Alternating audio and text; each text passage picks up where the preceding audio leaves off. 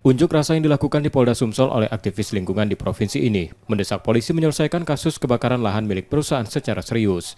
Menurut mereka, sanksi administrasi yang diberikan KLHK pada sejumlah perusahaan sudah seharusnya diproses hukum hingga selesai agar memberi efek jerah. Mereka mencatat, ada 200 perusahaan besar di kabupaten kota melakukan pelanggaran terkait lingkungan yang sampai saat ini belum ditindaklanjuti.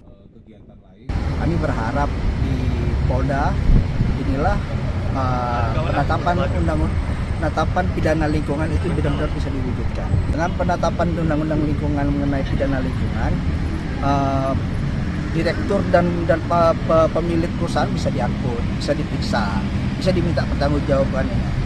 Bukan hanya sekedar ganti rugi ini, tapi bagaimana penerapan dari undang-undang lingkungan tadi.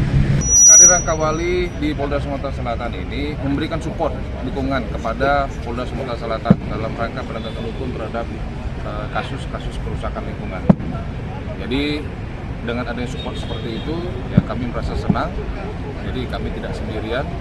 Tadi juga kami menyampaikan kalau misalnya ada informasi berkaitan dengan kerusakan lingkungan, tolong disampaikan kepada kami, pasti akan kami tindak lanjuti.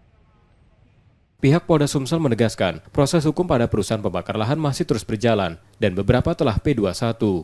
Polda Sumsel juga membuka pengunjuk rasa tersebut untuk mengawal kasus pencemaran lingkungan. Reski Oktora, Muklas Diferensial, Kompas TV, Palembang, Sumatera Selatan.